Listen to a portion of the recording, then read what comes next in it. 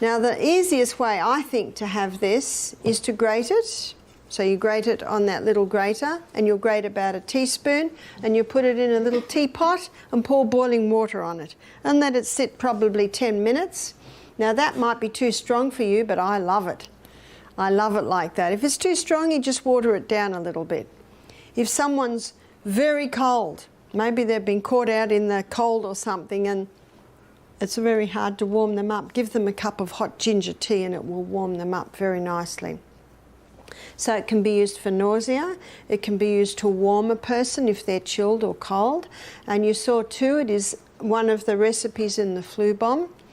I was at a function, it was a health seminar, and in the break everyone went and had their herb teas, and there was a girl with a tiny little grater grating ginger. And I said, "Ah, ginger." She said, "I'm an entertainer, I'm a singer." She said, "I was in Greece last year and I lost my voice, and a little Greek lady made me a hot ginger tea." She said, "I sung that night." So she said, "I travel with my little grater everywhere I go." So very nice on a sore throat or hoarse throat. Now we're going to look at what you can do with ginger externally. So I always take a plate and I always take the plastic square. Again, you can use a wool square next to that, but you still need that plastic backing so that it doesn't wet all your clothes, and also so it insulates. And then we put a cloth over it, and it's usually around this size. And then I grate straight onto it.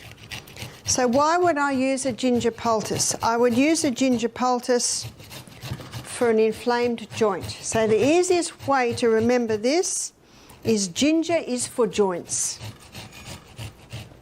So that would be gout, it would be arthritis, also a sore back, an inflamed back. Now when someone's got an inflamed back, they usually put a hot water bottle on it, is that right? But if the back is hurting because of inflammation, where's my knife? Here.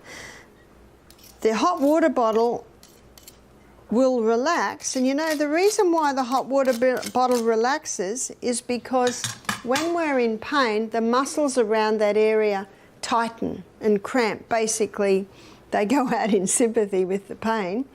And you put a hot water bottle on that and it relaxes those cramping muscles. So you do get some relief, but it does not help the inflammation. It can even make it worse.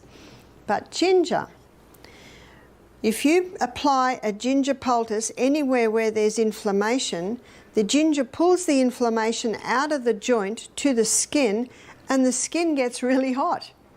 So if you apply this to the lower back, the heat relaxes the muscles, and yet the ginger is reducing the inflammation. So you do about that much, and then how you make the poultice is you put the left side over and the right side over, and the bottom comes up and the top goes down. So you can see I've made like a little package there. And then I turn that over, and the part that's touching the skin is where you've just got one layer. And the beauty of this little package also is that you've got a few layers behind, so that if it is quite wet, it will help to soak up any drips. And then you will apply that to the area. Now let's say that I have an inflamed joint, then you would apply it to the area there.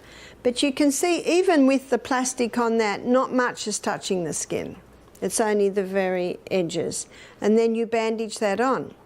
Now if someone has an inflamed joint, say a wrist or an ankle or a knee or toes, we apply the ginger poultice, or even in a sore back, we apply the ginger poultice maybe about 6 o'clock in the evening. And within half an hour, if there's inflammation in there, the skin gets very hot. And then the person has the choice when they're going to bed, is that heat all right? Because if it's too hot, they can just take it off. But if it feels good to them, they can go to sleep. If you put it on just before bed and the skin gets really hot, it could wake up and cause discomfort. But when people have gout or arthritis, the heat is usually very, very nice. And again, for a sore lower back, it's very nice because, again, it pulls the inflammation out of the joint, and the heat relaxes those muscles that tend to cramp whenever there's pain. So I'll tell you the story of a lady who saw my lecture on YouTube. She emailed me the story, and she put the ginger poultice on her sore knee. She was so excited it reduced the pain by 50%. The skin did get hot. You see, all the inflammation's being drawn out. So the next morning she made another one. And then she made another one for overnight. And when she woke up in the morning, the skin was all swollen and blistered. She said, "What have I done?" I said, "You've overdone it." You've just overdone it. You've just pulled too much inflammation out and it's irritated the skin. So if you do have an inflamed joint anywhere, just do it maybe for 4 hours in the afternoon or even overnight, but just don't do it non-stop because, again, you can inflame the skin. Not a problem because you just have to leave the skin, maybe put a castor oil compress on that knee until it settles right down. One lady said, "My skin's burning." And I said, "Actually, it won't burn, but what's the joint like?" And she said, "Oh, actually, it's good." We had one lady and she said, "I've got this swollen finger. The joint was swollen twice the size." She said, "This has been paining me for 2 years." So we made a tiny little ginger poultice, put it over, put a little bit of plastic over it to insulate, and then taped it on. And this is called a paper tape. This is a really soft tape on the skin. In the morning, she was so excited that the joint had gone right down and she could move her finger. That was just one night. Sometimes it takes more than one night. But that ginger is excellent for joints. So remember, gout, arthritis, you can do it. One man said his big toe, he put it on his big toe and all the pain went out. And then the next toe was painful, so he put it on there. Then the next night, it was okay and had gone to the next one. He said it was jumping toes. I said, "Did it go to the next foot?" He said, "No." So again, you're just listening to the body. Now, this poultice, once it's used, because it's vegetable matter, has to be discarded, but you could make it in the afternoon and fold it over like that and use it that night. Now we're going to make a potato poultice. Now, I just told you that the ginger is for joint, well, the potato is for tissue. The potato is very, very gentle. Potato can be used on sore eyes, conjunctivitis. So again, we're going to put our plastic down and put our square down and use potato. So potato is used for tissue inflammation. So swollen eyes, sore eyes, red eyes. It can be used for ingrown toenails. It can be used for a splinter that you couldn't get out. So tissue inflammation. Sprained ankle, very good on sprained ankle. So the lady that had the swollen knee because she did too many ginger poultices, I said to her, "Put a potato on." Potato is very cooling, so it's great for all tissue inflammation. The potato is also a drawer. So again, you spread that out. My girlfriend rang me one day, when this is years ago, when she had babies and so did I, and I could hear her little boy just crying and crying. I said, "What's the matter with Louis?" She said, I don't know what's happened, but his little penis is twice the size. He was 10 months old. What are you going to do? And if you go to hospital, what are they going to do?" I said, "Quickly make up a potato poultice. Any tissue swelling, the potato poultice." So she made up a poultice, maybe about that size. See, it's very cooling. And she laid it on the area. She put his nappy, you call it a diaper. And the little fella, within 5 minutes, it must have really soothed it, he fell asleep. You see, that just soothes any tissue that's swollen. She said he slept for 2 hours. What does that tell you? He's not in pain anymore. She said when he woke up, he was happy. She quickly changed his nappy or diaper and everything was back to normal. Now, sometimes you don't know what it is. Just, if in doubt, just use that grated potato. So what would it have been? Well, her little boy was crawling round the floor of their hippie home. You don't know whether he got a little bit of dirt in there or whether there was a bite. Sometimes you don't know, and you're not going to play around with that area. So can you see with the ginger, you would never put the ginger on tender areas, but the potato is very soothing and cooling. You would do that. I'll tell you the most remarkable story I've had with the potato. When I lived in the rainforest, there was a guy who lived on our property at the end of our paddock, you call it a field, in a caravan. He was a real hippie, and he was sickling the grass. You know what a sickle is? With bare feet. So what's going to happen next? The sickle went into the back of his ankle. Now, I heard about it, but I didn't see him for a few days. And one of the guys said, have you seen Chris? His foot's up like a red balloon and there's a red line going up his leg. And he's lying in bed smoking marijuana, waiting for nature to heal.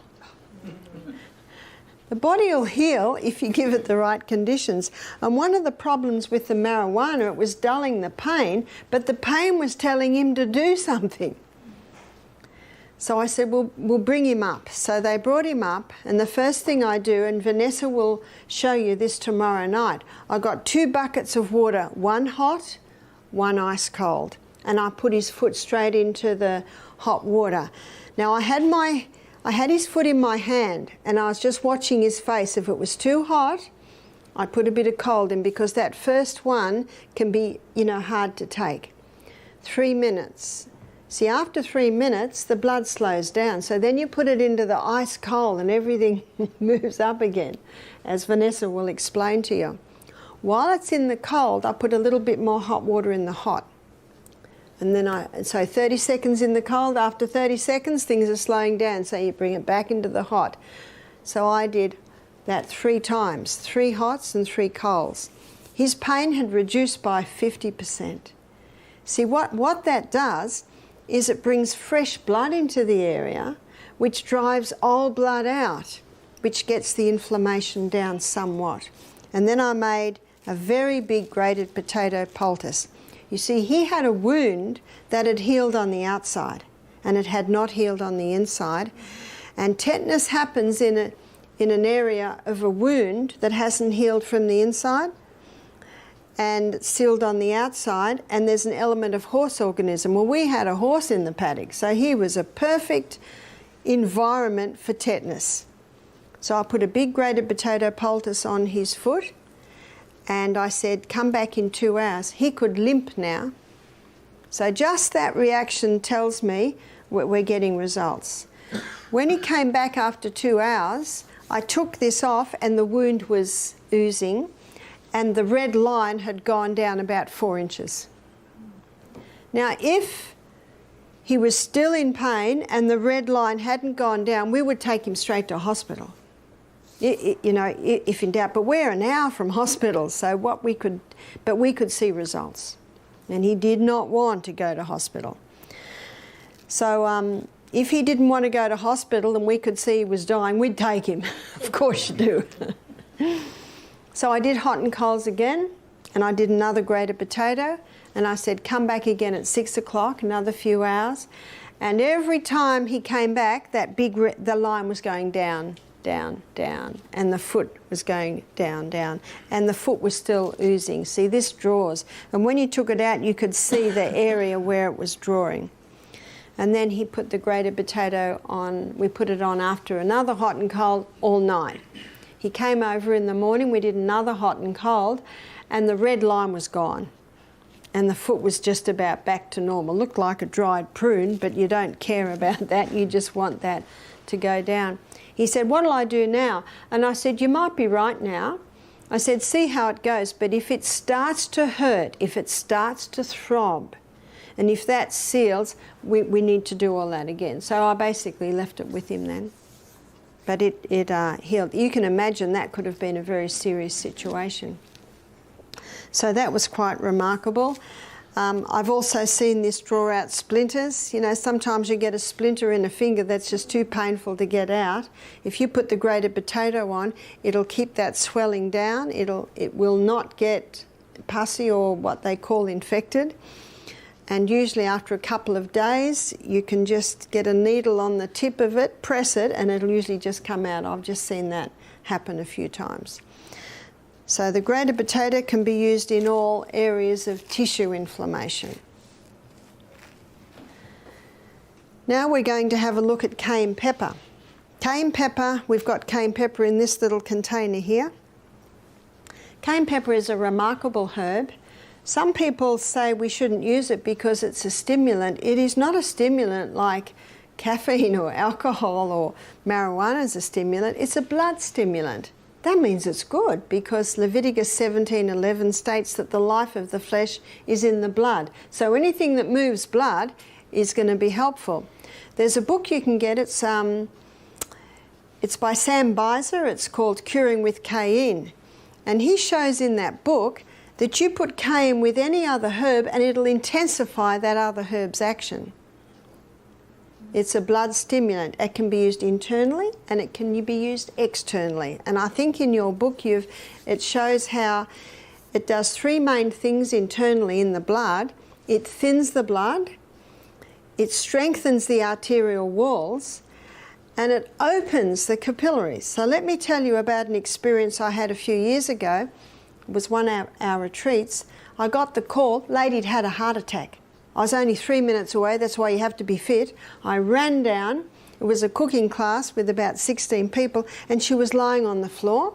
She was 80. Her husband said she'd already had a few that year, and they always called the ambulance, but they thought, let's see what they do. And I said to my offsider, cayenne pepper, quickly. We got the cayenne pepper. Now, there was a guy holding a pulse, and he said, the pulse is almost gone. She was just white. So I don't know how much I got. You're just in a hurry. So I think I got about half a teaspoon, put it straight in her mouth. She was half conscious, gave her a little bit of water to drink. And the guy holding the pulse yelled out, the pulse is strong. This would have been 2 minutes. And you could feel that pulse come back and all the blood came back to her face. She sat up and said, what happened? Everyone around was going, whoa. And I said, no, it's not me, it's the cayenne pepper. So we sold out of cayenne pepper that program. What did the cayenne pepper do? It thinned the blood, it opened the capillaries and got a dramatic delivery of blood through the whole body. Remember, 1 minute for 1 drop of blood to go around your whole body. I have read about it, but then I actually experienced it. So cayenne pepper can also be used to boost hydrochloric acid. You take it in internally, it'll boost digestion. Cayenne pepper can also ease a sore throat. Remember, it's in the flu bomb. It might give it initial tingle, but then when that tingle settles down, it eases it. Some people take or are told to take aspirin for a blood thinner. In fact, I have read where it is recommended that anyone over the age of 50 should be on half an aspirin a day. You might have heard that. Well, what the research is showing today is that aspirin causes stomach bleeds. It's the #1 cause of stomach ulcers.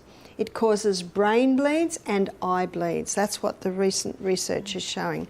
Cayenne pepper will not cause that at all. But if cayenne pepper's in your blood and it sees a bleed, it'll constrict the blood vessels to stop the bleeding. Yes, it dilates the blood vessels when it's in the blood, but if it sees a break, it'll constrict that.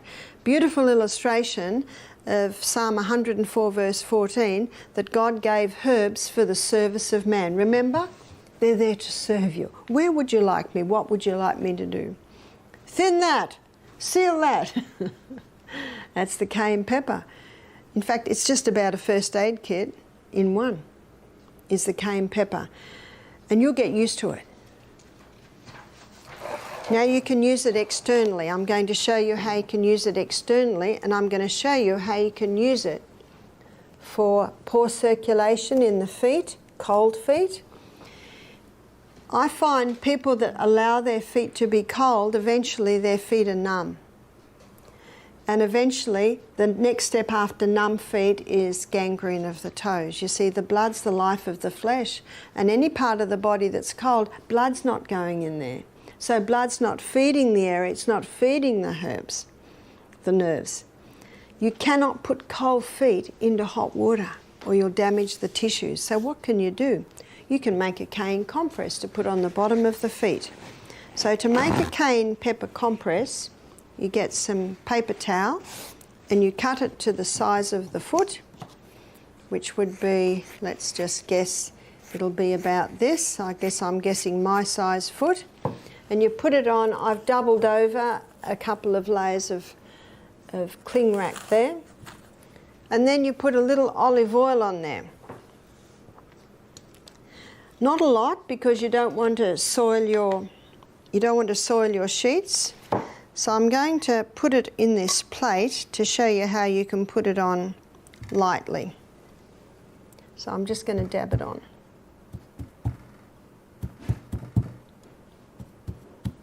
The reason why I'm putting olive oil there is in a minute I'm going to sprinkle the cayenne on it, and this causes the cayenne to stick to it. So it's really just there for the cayenne pepper to stick to it. Now that's about the right amount. As I said, any more and it will leak, because this compress is worn overnight. So you can see I've just got a light sprinkling of oil there. And now I'm going to put the cayenne pepper on that. So you put about a half a teaspoon for each foot.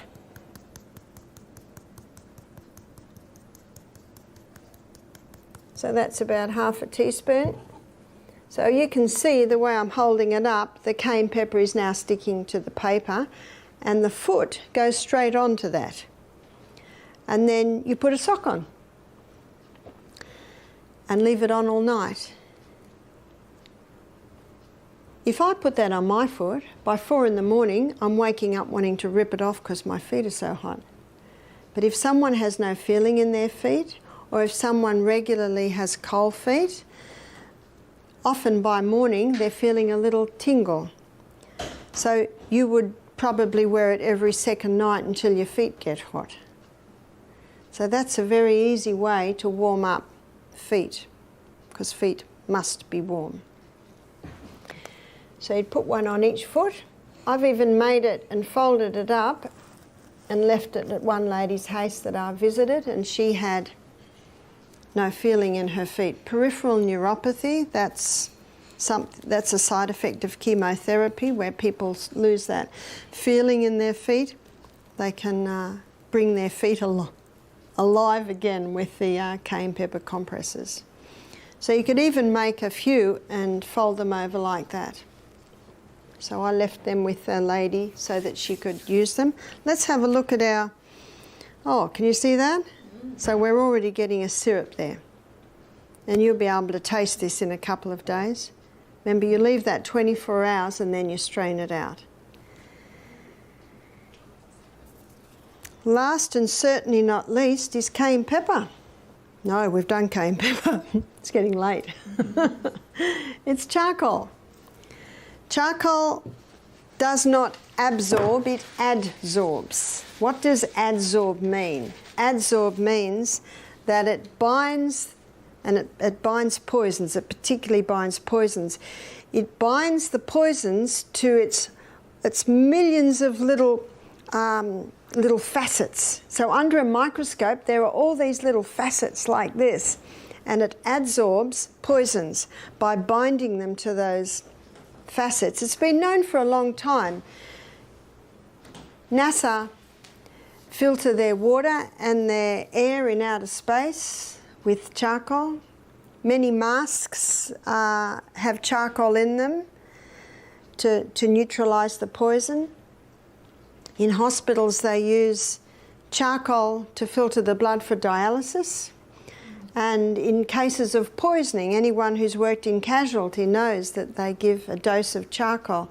Because if someone's been poisoned and they take charcoal, the charcoal will adsorb and bind that poison to its facets, and it's basically safe until it gets out of the body. So internally it can be used for any case of poisoning, and it can also be used for diarrhea or vomiting.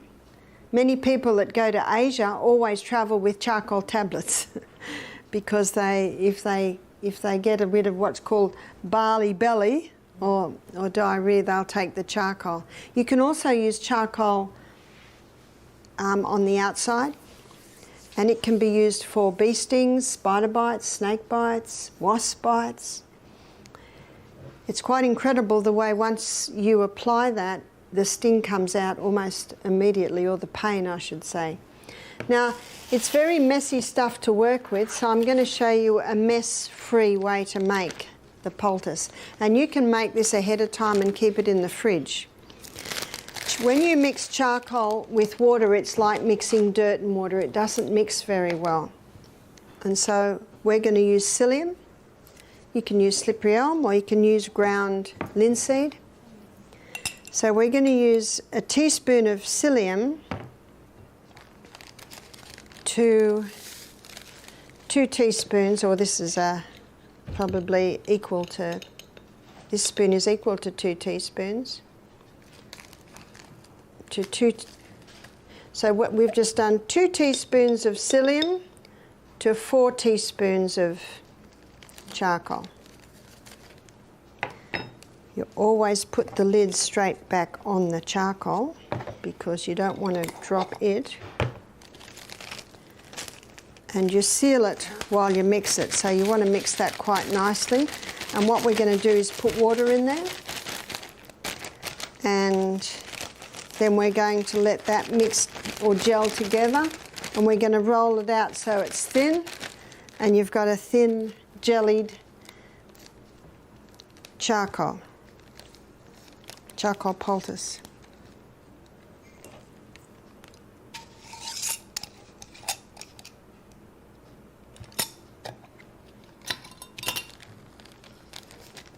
So to that, you'd probably do about half a cup of water.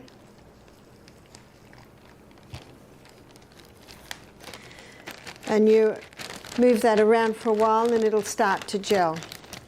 Now the beauty of this is that you'll roll that out, get the air out, and you'll roll it out so it's a strip, a thin strip, and then you put it in the fridge. Or you'd put it in the freezer if you don't think it's going to be used for a while.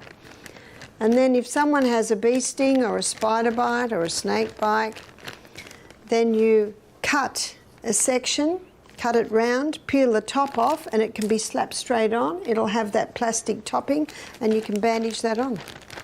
So it's very, very easy to do. I think every fridge, every home, every freezer should have some of these, because when you do get a sting, it's very, very painful. This can also be used, I'm just going to get the air out, it can also be used for a conjunctivitis, red eyes, painful eyes. Remember we talked that you could use your potato for that, but you could also use this. It's starting to gel up a little bit now.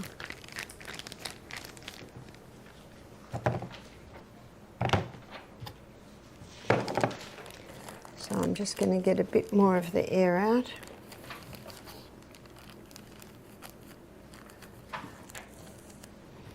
So then you just squeeze that up.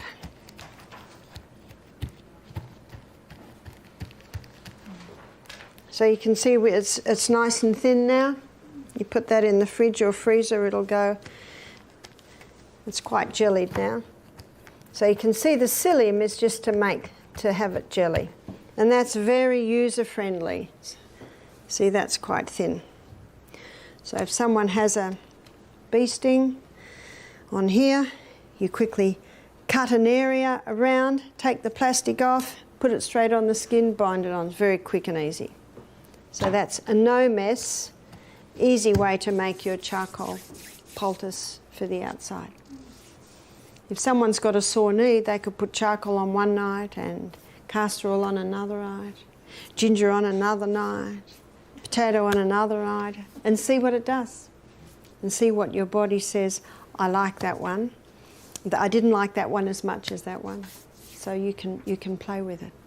The different poultices and compresses do different things, and you will soon discover what works best. Thank you for your attention tonight, and so ends our Natural Remedy seminar.